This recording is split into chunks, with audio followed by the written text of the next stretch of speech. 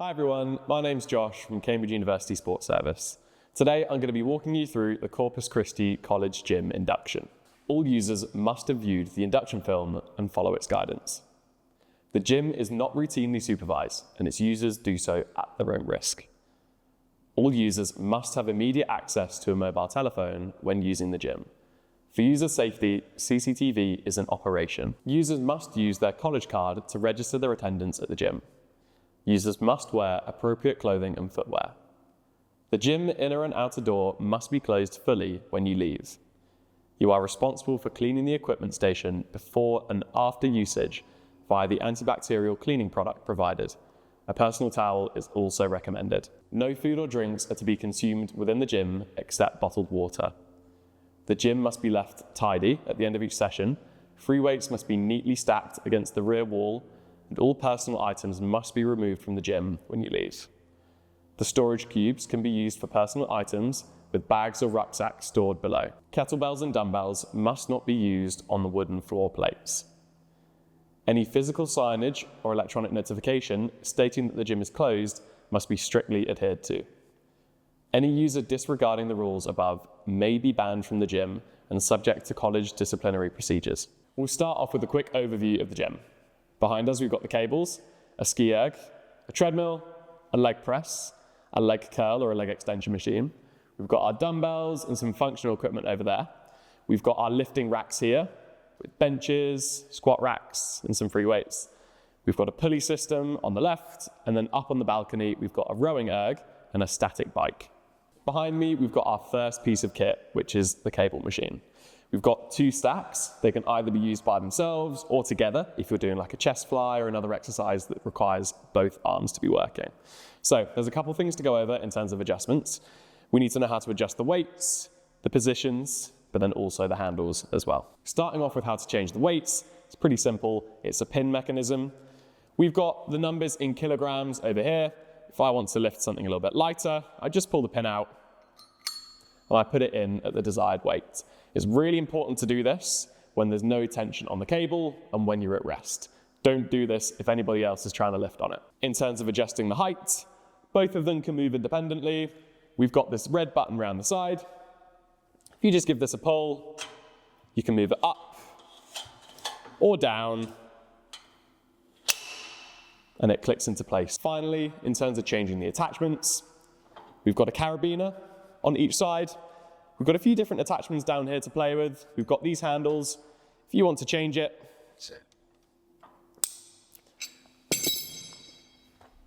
you can unclip and then put in what you want.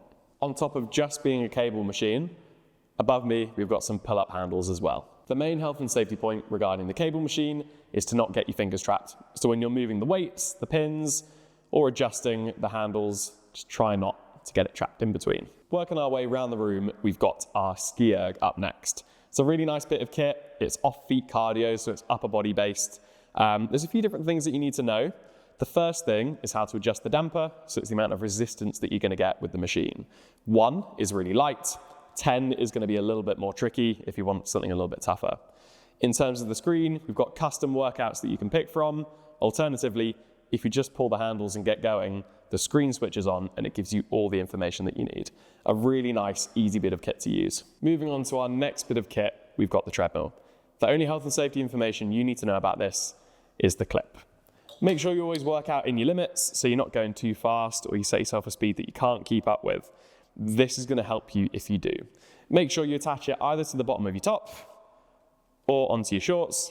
If you do end up getting close to the edge and you're worried you might fall off, this string is going to get tight and it's going to alert the machine to come to a stop, so it'll prevent you from falling off the edge. To get the machine started, all you need to do is just to press the start button. There's a few adjustments that we can make from here. We can either up the speed with the speed button, or if you want to up the incline, so you're walking uphill, we can just press that as well. On the screen, we've got a few really key metrics. We've got the distance you've traveled, the time that you've completed, so it's handy if you're designing your own workout and you want to keep an eye on things. Our next bit of kit is going to be the leg press. There's only 2 adjustments you need to know with this: the seat position and the weight stack. In order to change the seat position, we've got our red button here. Just give this a pull and it clips into place where we need it to be. For our weight stack, it's similar to the others. You pull the pin and put it in at your desired weight. In order to use the leg press, we'll take a seat. We've got our handles either side if we need. Make sure we're on the right weight, the seat position's okay. We'll get our feet set nice and square, as long as they're pretty symmetrical. Doesn't matter if you're a little bit wider, a little bit narrower. Everyone has their own comfortable stance. We're going to lean back into the chair, hands on the handles, and simply push off and control the weight back in. Our next machine is actually two machines in one. We've got a leg curl for your hamstrings, and we've got a leg extension for your quads. At the moment, it's set up into a leg curl. I'm going to show you how to change it into a leg extension for your quads. You're going to need to change the back and the pad at the front. To change the back, we've got a pulley system out here. If you just give the red button a pull, lift up, and then it should click into place. To change your leg pad, you've got to pull the red pin and lower it down to the bottom. Now that we've got the seat set up for a leg extension, I can take a seat, pick my weight from the weight stack, use the handles, drive the legs out in front. This works the quads, so the muscles out the front of the legs. To change it back to a leg curl, we've just got to reverse the steps that we've done. So for the leg pad, we pull it out and raise it up high. And for the back pad, we pull the red pin and we can lower it down. In order to complete a leg curl, we've got to bring the heel up towards the hips. In order to do that, we lay down on our front, put our heels underneath this, and we curl it up towards us. So you can just climb on, use the handles at the front, heels go underneath, and you can just curl in like so. The next part of the room is our functional space. As per the health and safety regulations, we're not going to use the kettlebells or the dumbbells on the wooden floors. This is a great place to use them around here. We've got various bits of kit. We've got some push-up bars, we've got some dumbbells, we've got a soft plyo box, so it's nice and easy to use. We've got a rack full of kettlebells, foam rollers, med balls, dumbbells, you name it, it's in this corner. We've got our resistance bands as well, and our mats just to make things a little bit more comfortable. Make sure that we're not dropping the dumbbells or the kettlebells on the floor too hard. They've got to go back in their correct order. That's lightest at the top, heaviest at the bottom. The push-up bars need to stay down here. The mats have got to go back nice and clean. The dumbbells are on the bottom, kettlebells in the middle, and the med balls can go at the top. If we are going to use the plyo box, make sure we're doing it in a nice open space where we can't fall and knock into any equipment. I'd bring it out towards the middle of the room, being conscious of who's lifting either side of us. Therefore, we've got space to do our box jumps, box squats, anything we need it for. Next up, we've got our main lifting platforms. We've got 2 squat racks, 2 lifting areas, and a wall of bars, plates, clips, and safety hooks. This space is only big enough for 2 people at a time. If they're lifting on either one, please don't lift in the middle. Each platform has got a bench, which can be removed if you need. To go through our bench adjustments, we can adjust the seating position and we can adjust the backrest. To adjust the seat, if we're doing like a shoulder press or something on an incline, we're gonna need it to be raised slightly to give us some form of resistance. So to do that, we can lift it up, we can put this down on the higher setting. It's a similar story with this end. We can raise it up, and it's going to slot in where we need it. In order to lower it, we pull it up, lift this out, and then place it back where it goes.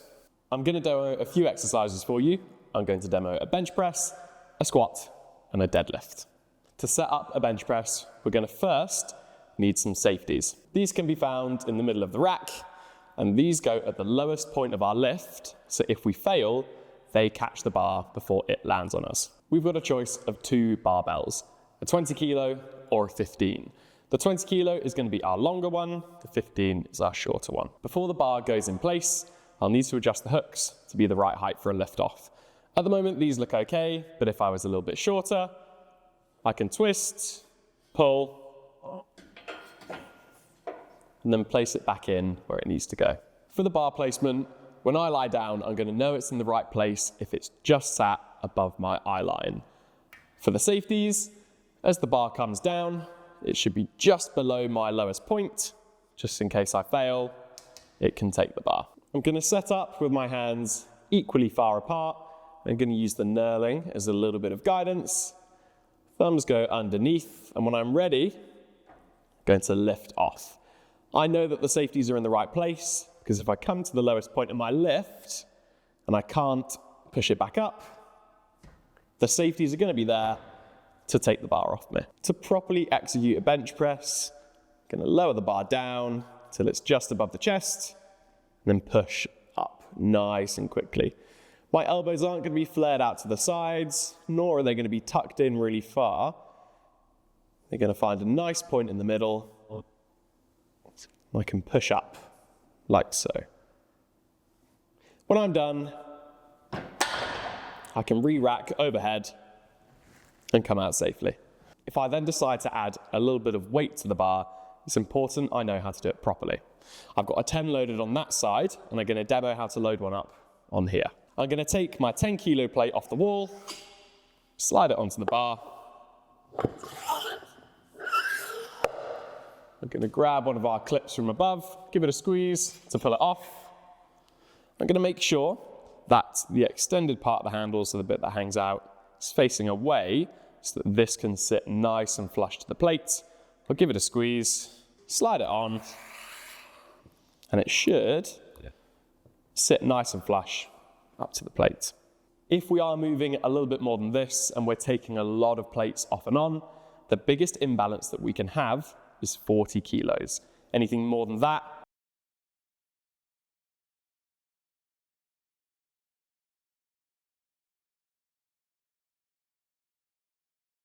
the bar tipping off.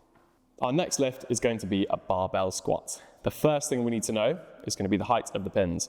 A good reference point if you're planning on squatting is to put the pin height around about below the shoulder. I tend to go just under the arm. For me, that'll be about that height. For our safety bars, I'm going to quickly measure the height of my shoulders at the lowest point on my squat. I'll then take a small measurement below that, just in case I need to let the bar drop. In order to execute a back squat, we're going to have the bar resting on our upper back. We're going to lower it and bring it up again. So the first thing is our setup. I'm going to make sure that I'm going in nice and evenly. To do this, the bar's got some nice knurlings on it. I'm going to pop a pinky finger in each of those. I'll stand back with my arms straight, and then I know that I'm going to be in the middle of the bar. I'm going to step underneath, squeeze my shoulders together to give it a little bit of a shelf, and lift off. Take a few steps back, so I'm near the safeties. Give myself some width. I'll lower down and up for however many reps I choose to do. When I'm finished, I can walk it forwards and lower it back to the hooks. The reason why the safeties are important is if I've got a lot of weight on the bar and it's actually ended up a little bit too much and I fail at the bottom, all I need to do is just let the weight out from underneath me and I'll sit there. Our final exercise is going to be a deadlift.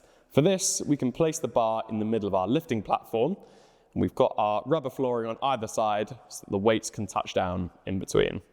To execute a deadlift, there's going to be a few things that we check for: a nice even stance, built up tension, nice neutral back, and then some nice positive lifting. So I'm going to make sure my hands are even. I can use the knurling on the bar as guidance again. I'm going to have the bar start nice and close, so I'm not going to let it get away from me. If you look at my posture, my spine is going to be nice and even. My stance is neutral. My arms are at full length, so they're not going to be any bend in them before I go. They're going to be straight. Then when I'm ready, I push through the floor and raise the bar. Lower it back down, and I can repeat for however many reps I need. In addition to our 20 kilogram and our 15 kilogram bars, we've got an easy bar here. This is quite good for bicep exercises or tricep exercises. We've got bicep curls, and we can use these for some skull crushers, kind of overhead movements as well. Like our other bars, we've got room on either end to attach any plates that we want to, just in case the bar itself isn't enough of a challenge. In the middle of the rack, we've got a pair of rings. We can use these for pull-ups, some dips. They're pretty customizable. We've got one higher than the other. I'm going to need to raise this one up to the other's height. In order to change the height of them, I've got a small pad on the bottom of the clip here that I can push. Can feed the rope in, raise it up to match the height of the other one. Like our cable machine over there, we've got some options for pull-ups. We've got our conventional bar here, and if you fancy climbing up, we've got an extended rack over there. Just make sure that the area is clear before you go. Our final bit of equipment downstairs is going to be our pulley machine. We've got two options for this. We've got a pulley inwards, which is going to work our mid-back, and then we've got a lat pull down at the top, which is going to work our lats around the side, both of which work our biceps as well. They've got slightly different setups that I'm going to walk you through now. Both involve being sat here on the bench. They involve putting our legs in slightly different places. We're going to start with our pulley inwards. I'm going to place my feet on the pads, reach forward and grab the handle, lean back. Then when I'm ready, I can pull it into my chest and relax, lowering the weights down safely. I can perform this for my desired number of reps. Then when I'm done, I can lean forwards and place the handle back down in its resting place. So the pulley covered our mid-back and our triceps. In order to work our lats around the side, we're going to have to pull something down from above. So to set this up, I'm going to shuffle forwards. I'm going to pull this red button and lower this cushion down onto my legs so there's some pressure. Now that I've got the leg rest in place, I can head up and grab the bar, shuffle myself underneath so my legs are touching the pads, and pull down in towards me.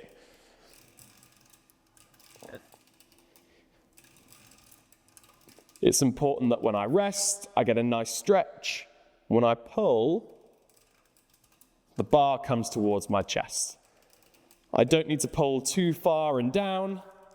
Just touching the top of the chest would be fine. When I'm done, I can slide out and let the bar rise up. Upstairs on the balcony, we've got our last two bits of kit. We've got our rowing erg and we've got our static bike. The rowing erg is pretty simple. There's a few ways to get yourself adjusted. First of all, we're going to check the damper on the side. Like our ski erg, 1 is going to be really easy and 10 is going to provide us with some more resistance. I'm going to set that to my desired setting. I'm then going to get my feet in the straps. We can do this by using the cables on the sides. Once my feet are in, I can tighten them up like so. When I'm ready, I can either pick a workout on the screen, or if I just start rowing, the workout screen is going to pop up by itself to give me all the data that I need. So once I start, the screen switches on and I can begin my workout. Our last bit of kit to go over is going to be our static bike.